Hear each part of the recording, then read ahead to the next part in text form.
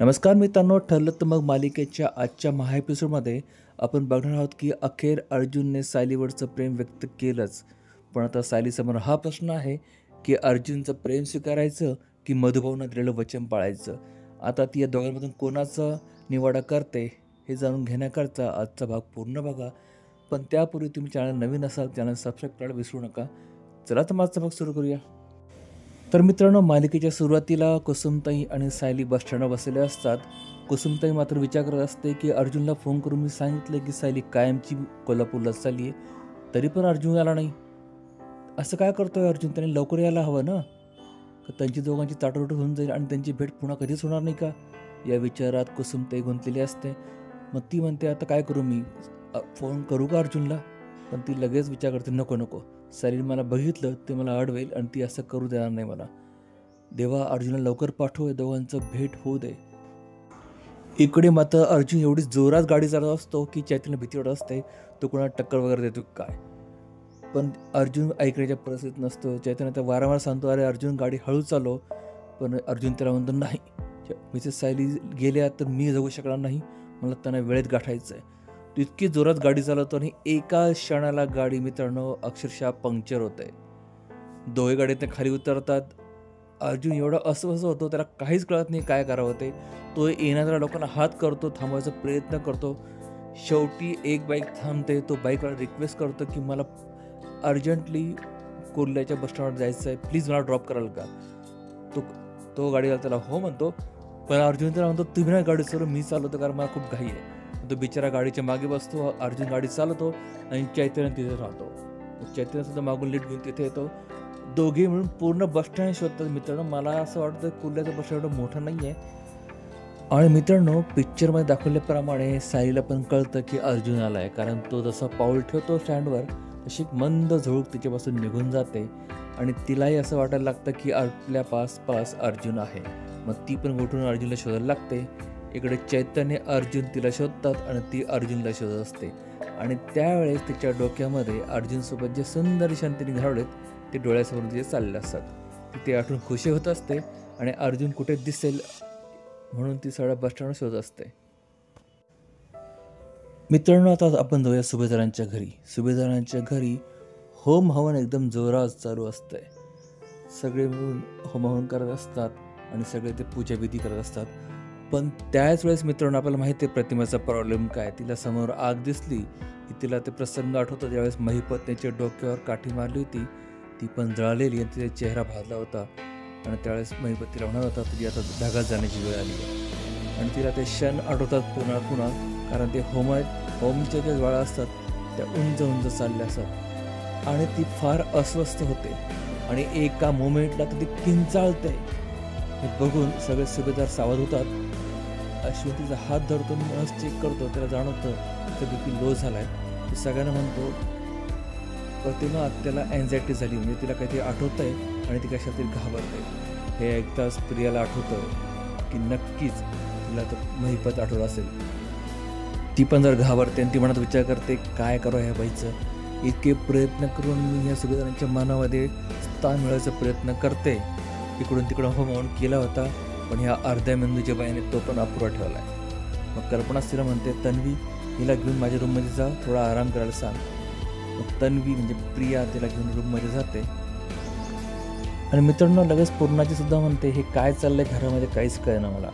एवढा छान होमहवन केलं होतं आपण, पण तोही अर्धवट राहतोय वाटतं. हे सगळं घडतंय अर्जुनमुळे. अर्जुन जर थांबला असता इथे तर होम खूप छान झाला असता. प्रतापसुद्धा म्हणतो हो ना, अर्जुन कधीच आपल्या भावनांचा विचार करत नाही. आता मलाही कळत नाही, बिचारा अर्जुन वेगळ्या टेन्शनमध्ये, यांचं वेगळंच काहीतरी चाललंय.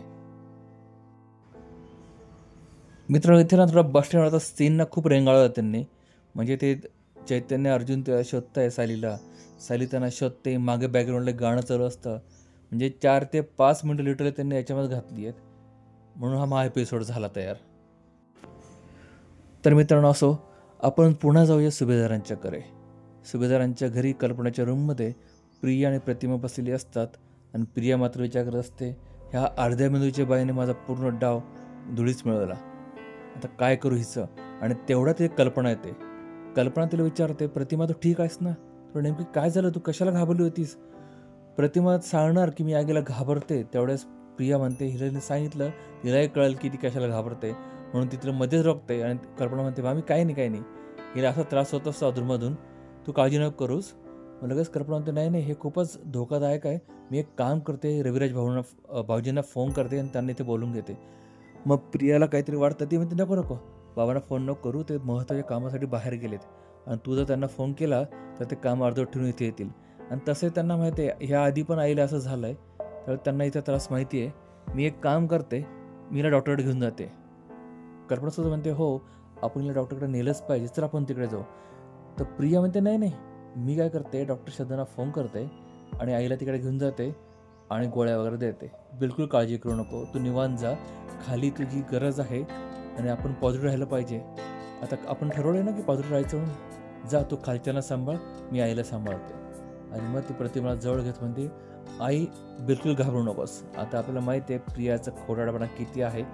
आता पुढे हे बघायला मजा येईल की प्रतिमाला काही आठवतं की नाही ते. चला मित्रांनो पुन्हा जाऊ बस स्टँडकडे.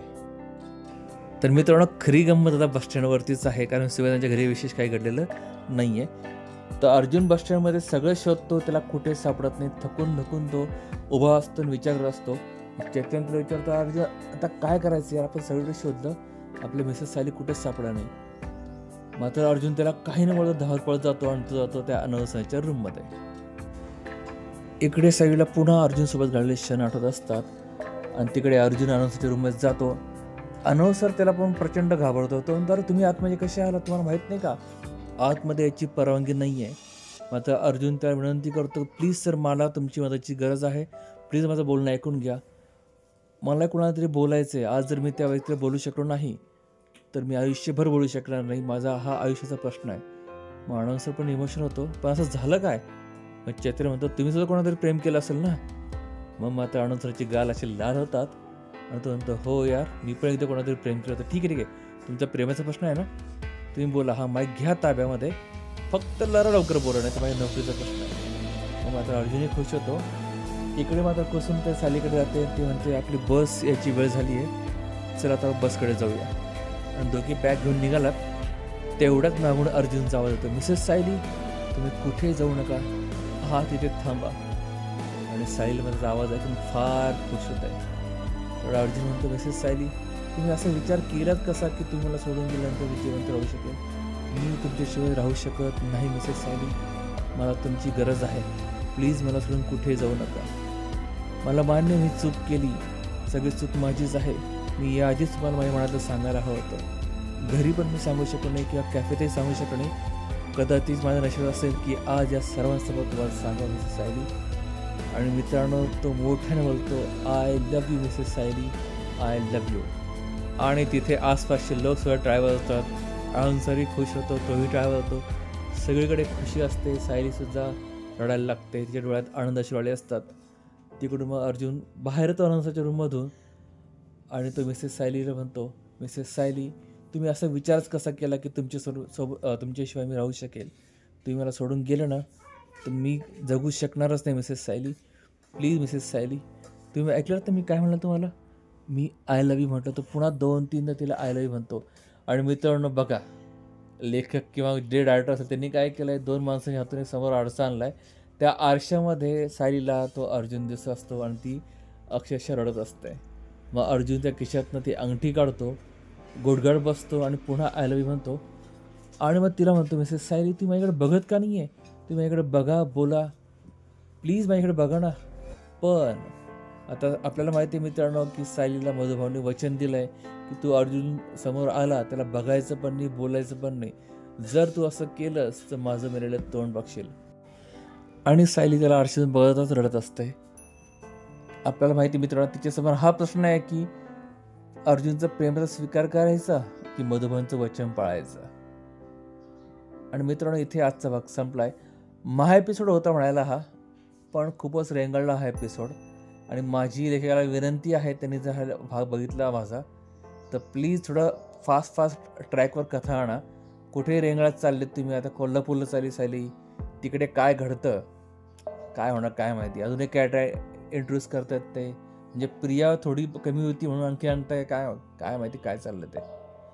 पण ठीक आहे मित्रांनो, तुम्हाला काय वाटतं अर्जुनने काय केलं पाहिजे आता पुढे किंवा सायलीने काय करायला हवं होतं ते कमेंटद्वारे कळवा. तुम्हाला आजचा माझा भाग आवडला असेल तर लाईक आणि शेअर करा आणि तुमचे कमेंट करत जा मित्रांनो. आणि पुढच्या भागासाठी चॅनल सबस्क्राईब करा, बेल आयकॉन प्रेस करा जेणेकरून माझा नवीन व्हिडिओ तुमच्यापर्यंत सगळ्यात पहिल्यांदा पोहोचेल. तर भेटूया पुढच्या भागामध्ये.